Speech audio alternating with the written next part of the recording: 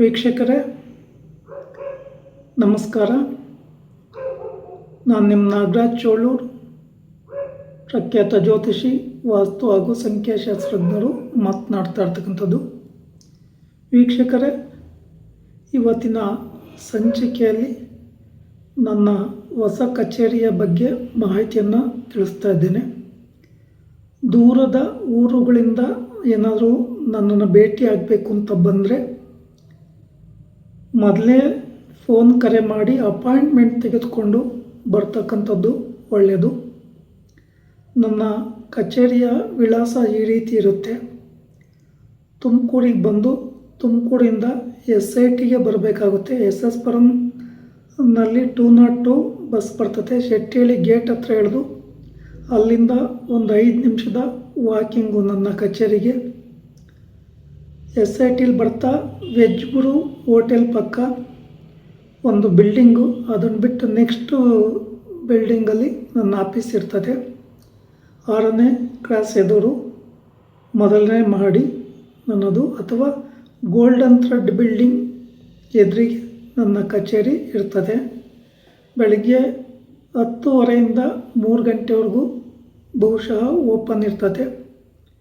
ಕೆಲವೊಂದು ಸಂದರ್ಭಗಳಲ್ಲಿ ನಾನು ಹೊರಗಡೆ ವಾಸ್ತು ಪರಿಶೀಲನೆಗೆ ಹೋದಾಗ ಕಚೇರಿ ರಜೆ ಇರುವ ಕಾರಣ ಯಾರಾದರೂ ಏನಾದರೂ ಕೇಳ್ತಕ್ಕಂಥದ್ದಿದ್ದರೆ ಅಥವಾ ಅವಶ್ಯಕತೆಯಾಗಿ ಜಾತಕ ವಿಮರ್ಶೆ ಎಲ್ಲ ತಿಳ್ಕೋಬೇಕು ಅನ್ನೋದಿದ್ದರೆ ಮೊದಲೇ ಅಪಾಯಿಂಟ್ಮೆಂಟ್ ತೆಗೆದುಕೊಂಡು ಬರ್ತಕ್ಕಂಥದ್ದು ತುಂಬ ಒಳ್ಳೆಯದು.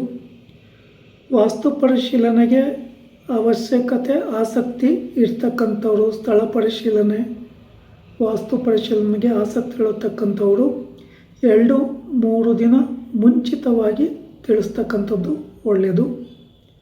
ವಾಸ್ತು ಪ್ಲ್ಯಾನ್ ಯಾರಿಗೆ ಬೇಕೋ ಅವರಿಗೆ ನಿಮ್ಮ ಸ್ಥಳವನ್ನು ನೋಡಿದ ಮೇಲೆ ನಿಮಗೆ ಯಾವ ಆಯದಲ್ಲಿ ಬೇಕೋ ಆ ಆಯದಲ್ಲಿ ಬೆಡ್ರೂಮ್ ಎಷ್ಟಿರಬೇಕು, ಕೆನಾಪಿ ಎಷ್ಟಿರಬೇಕು, ಸಿಟ್ಔಟ್ ಎಷ್ಟು ಸ್ಪೇಸ್ ಬಿಡಬೇಕು ಎಲ್ಲ ನೋಡಿಕೊಂಡು ಪೂರ್ಣ ಪ್ರಮಾಣವಾದಂಥ ಒಂದು ವಾಸ್ತು ಪ್ಲ್ಯಾನನ್ನು ಸಹ ಮಾಡಿಕೊಡ್ತೇನೆ. ಹಾಗೆ ಹಳೆ ಮನೆಯ ಆಲ್ಟ್ರೇಷನ್ಸ್ ಏನಾದರೂ ಇದ್ದರೆ ಅಥವಾ ಹಳೆ ಮನೆಗೆ ಸೇರಿಸಿ ಏನಾದರೂ ಕಟ್ಟೋದಿದ್ರೆ ಅದನ್ನು ಸಹ ವಾಸ್ತು ಪ್ರಕಾರವಾಗಿ ನೀವು ಆಲ್ಟ್ರೇಷನ್ ಮಾಡಿಕೊಂಡು ಕಟ್ಕೊಳ್ಳಿಕ್ಕೆ ಅವಕಾಶಗಳಿದೆ.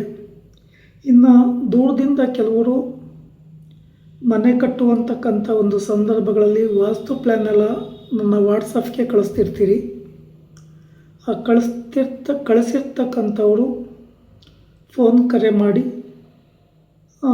ಯಾವ ಆಯದಲ್ಲಿ ಬೇಕು, ಎಷ್ಟು ಸ್ಪೇಸು ಜಾಗ ಬಿಡಬೇಕು ಅನ್ನೋದ್ರ ಬಗ್ಗೆ ಡಿಸ್ಕಷನ್ ಮಾಡಿಕೊಂಡು ಅನಂತರ ವಾಸ್ತು ಪ್ಲ್ಯಾನ್ ಮಾಡಿಸ್ಕೊಂಬೋದು ಭಾಳ ಒಳ್ಳೆಯದು. ಯಾಕೆಂತಂದರೆ ನೀವೇನೇ ಸಿಂಪಲ್ಲಾಗಿ ಮನೆ ಕಟ್ಟಲಿಕ್ಕೆ ಹೋದರೂ 20ರಿಂದ 30 ಲಕ್ಷದ ಮೇಲ್ಪಟ್ಟು ಖರ್ಚಾಗೋದ್ರಿಂದ ಮನೆ ಕಟ್ಟುವ ವಿಚಾರಗಳಲ್ಲಿ ತಪ್ಪುಗಳನ್ನು ಮಾಡ್ಕೋಬೇಡಿ. ಪೂರ್ಣ ಪ್ರಮಾಣವಾದಂಥ ವಾಸ್ತು ಪ್ರಕಾರ ಮಾಹಿತಿಗಳನ್ನು ತಿಳ್ಕೊಂಡು ಅಥವಾ ಬೇರೆ ಯಾರಾದರೂ ನಿಮಗೆ ವಾಸ್ತು ಪ್ರಕಾರ ಮಾಹಿತಿ ಬೇಕಿದ್ದಲ್ಲಿ ಕೊಡ್ತಕ್ಕಂಥವರಿದ್ದಲ್ಲಿ ಅವರನ್ನು ಸಂಪರ್ಕಿಸಿ ತಿಳ್ಕೊಂಡು ಮನೆ ಕಟ್ಕೊಂಬೋದು ಭಾಳ ಒಳ್ಳೆಯದು. ಈ ಮನೆ ಕಟ್ತಕ್ಕಂಥ ಒಂದು ಸಂದರ್ಭದಲ್ಲಿ ಪಾಯ ತೆಗಿತಕ್ಕಂಥ ಸಂದರ್ಭ, ವಸ್ತಿಲಿಡ್ತಕ್ಕಂಥ ಒಂದು ಸಂದರ್ಭ, ಗೃಹ ಪ್ರವೇಶ ಆಗ್ತಕ್ಕಂಥ ಸಂದರ್ಭಗಳಲ್ಲಿ ಶುಭ ಮುಹೂರ್ತ ಒಂದೆಲ್ಲ ಕೊಡಬೇಕಾಗುತ್ತೆ. ಆ ಮುಹೂರ್ತಗಳ ಬಗ್ಗೆಯೂ ಅಷ್ಟೇ ಮಾಹಿತಿ ತಿಳಿದವರಿಂದ ನೀವು ತಿಳ್ಕೊಂಡು ನಿಮ್ಮ ಮನೆಯ ಕಾರ್ಯ ಮಾಡೋದು ಭಾಳ ಉತ್ತಮ.